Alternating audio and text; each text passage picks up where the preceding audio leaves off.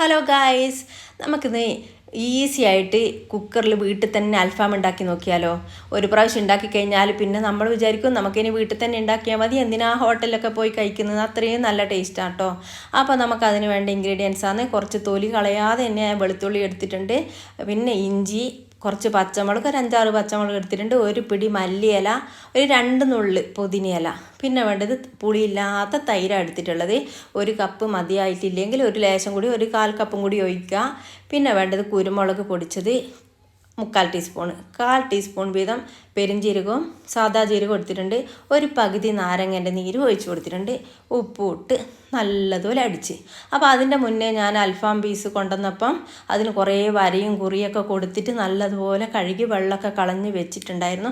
മഞ്ഞളും ഉപ്പും ഒന്ന് പുരട്ടി വെച്ചതാണ്. അപ്പോൾ നമ്മൾ എന്തെങ്കിലും മീനും ഇതൊക്കെ കിട്ടിക്കഴിഞ്ഞാൽ നമ്മളൊന്ന് വേഗം മഞ്ഞളും ഉപ്പും പുരട്ടി വെക്കൂലേ, അതുപോലെ ഞാൻ പുരട്ടി വെച്ചതാണ്. അപ്പോൾ നമ്മൾ ഈ മസാലകളൊക്കെ ഇതിൽ നല്ലതുപോലെ തേച്ച് പിടിപ്പിച്ചിട്ട് ഓവർനൈറ്റ് ഫ്രിഡ്ജിൽ വെച്ച്. അപ്പോൾ ഞാൻ ഒരു ദിവസം രാത്രി കൊണ്ടുവന്നിട്ട് രാത്രി ഇതൊക്കെ തേച്ച് പിടിപ്പിച്ച് ഫ്രിഡ്ജിൽ വെച്ചിട്ട് പിറ്റേന്ന് വൈകുന്നേരമാണ് ഞാൻ എടുത്താക്കുന്നത്.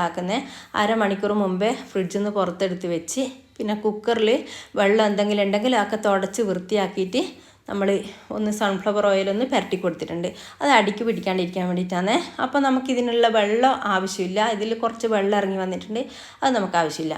അപ്പോൾ നമ്മൾ ഈ കുക്കറിൽ ഇനി 2 വിസിലെടുത്തിട്ടുണ്ട്. ആ വിസിൽ ഞാൻ കാണിച്ചിട്ടില്ല. 2 വിസിലെടുത്തപ്പോൾ അത് പാകത്തിന് വെന്ത് കിട്ടീനി. ഇതിലും കുറച്ച് വെള്ളം ഇറങ്ങി വന്നിട്ടുണ്ട്, ആ വെള്ളവും നമുക്ക് ആവശ്യമില്ല. ഇനി നമുക്ക് പാന് വെച്ചിട്ട് അതിൽ ഒന്ന് ഓയിലൊന്ന് തടവി കൊടുക്കണം. അത് എന്തിനാന്ന് വിചാരിച്ചാൽ ഇതൊന്നും എടുത്ത് ചൂടാക്കുന്ന മാത്രമേ ഉള്ളൂ. ഈ മസാലയില്ലേ, അത് നമ്മളിനി ഗ്രില്ല് ചെയ്യാൻ പോക്കാന്ന് ഈ അൽഫാമേ.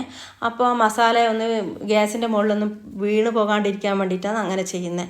അപ്പോൾ നമ്മൾ ഗ്രില്ലറിൻ്റെ അകത്ത് ഒന്ന് ഓയിൽ പുരട്ടി കൊടുത്തിട്ടുണ്ട്. എന്നിട്ട് ഇനി നമ്മളിത് നല്ല അടുക്കി പെറുക്കി 4 ഒന്ന് വെച്ച് സെറ്റാക്കി വെച്ചിട്ട് ഈ തീയിൽ വെച്ചിട്ട് നല്ലതുപോലെ ഒന്ന് ചുട്ടെടുക്കുന്നത്. അതിൻ്റെ പുകയും അതിൻ്റെ അൽഫാമിൻ്റെ ആ ടേസ്റ്റും മണമൊക്കെ അടിച്ചിട്ട് ഇവിടെയുള്ളവർക്കൊക്കെ ആക്രാന്തം മൂത്തിട്ട് വേറൊരു പാത്രത്തിലൊന്നും വെച്ച് കാണിക്കാൻ പറ്റിയില്ല.